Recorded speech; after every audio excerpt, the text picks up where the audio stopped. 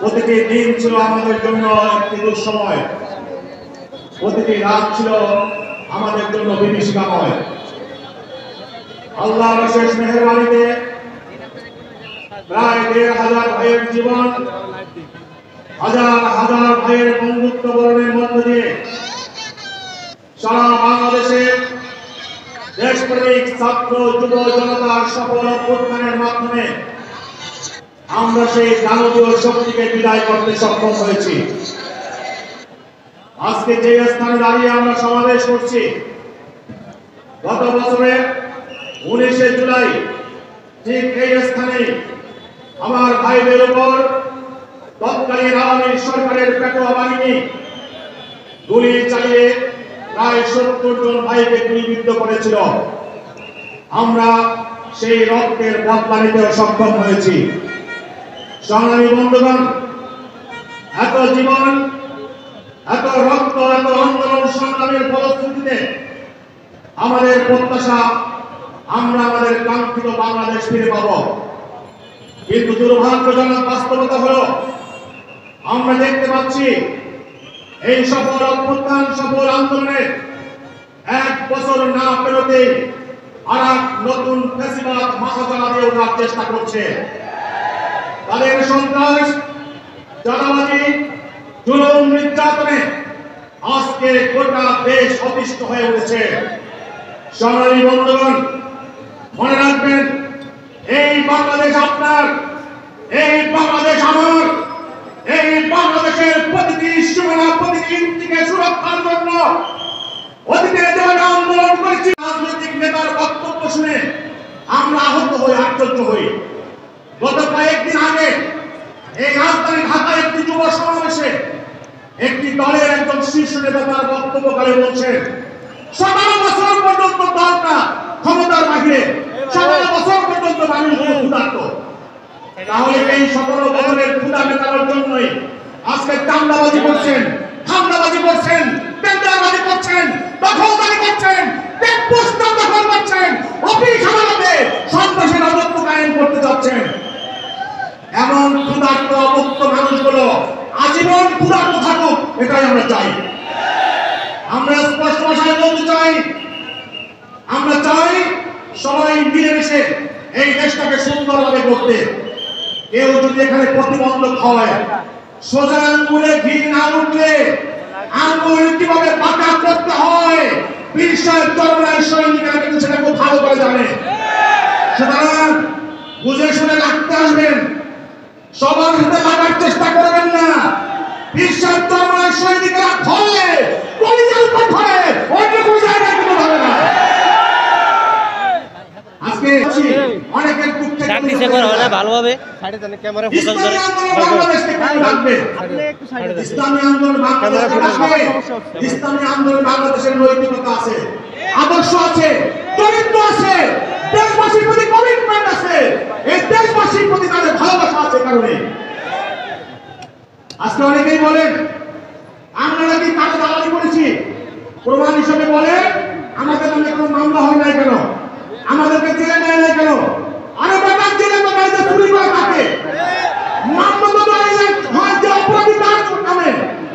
ইসলামী আন্দোলন বাংলাদেশ আজ পর্যন্ত দেশের কোথাও টেন্ডারবাজি করে নাই, চাঁদাবাজি করে নাই, লুটপাট করে নাই, মানুষের প্রতি জুলুম করে নাই, অত্যাচার করে নাই। ইসলামী আন্দোলন বাংলাদেশের কর্মীদের জেলে পাবে কোন দুঃখে? ইসলামী আন্দোলন বাংলাদেশ বিশ্বের চরমায় সবসময় হকের পথে চলে, আদর্শের উপর অটুট থাকে, যে কারণে ইসলামী আন্দোলন বাংলাদেশ তথা বিশ্বের চরমায়কে ভালোবাসে সবাই। জেলে যাওয়া আর ঘরে ঘুমোতে না পারা, এটাই যদি দেশপ্রেমের প্রমাণ হয়, তাহলে এই কারাগারে যতগুলো অপরাধী আছে এরা হলো সবচেয়ে বড় দেশপ্রেমিক।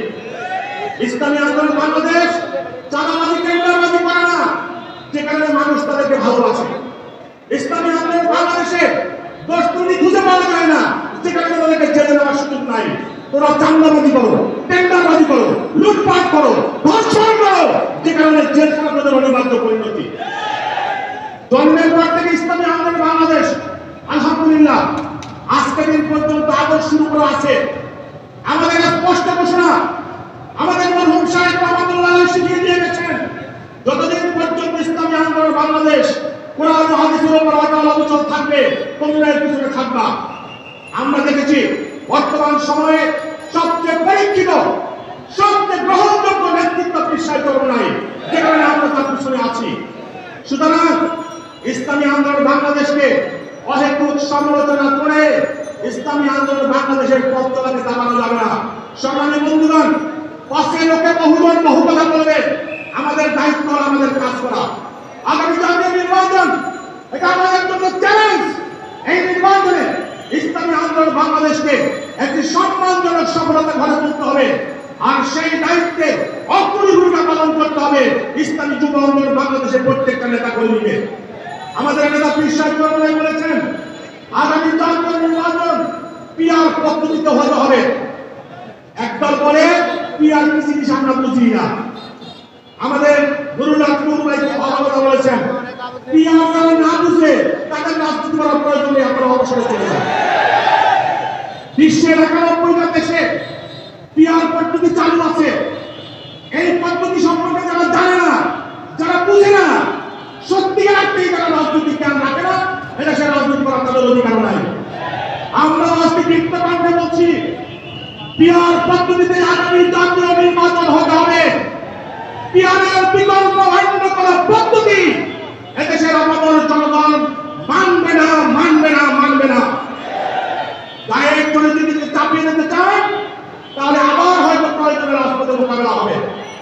সংগ্রামী বন্ধুগণ, পিআর পদ্ধতি হোক আর যে পদ্ধতিতেই নির্বাচন হোক না কেন, আগামী নির্বাচনে আমাদের টার্গেট হলো সর্বোচ্চ সংখ্যক ভোট ইলেকশন করা।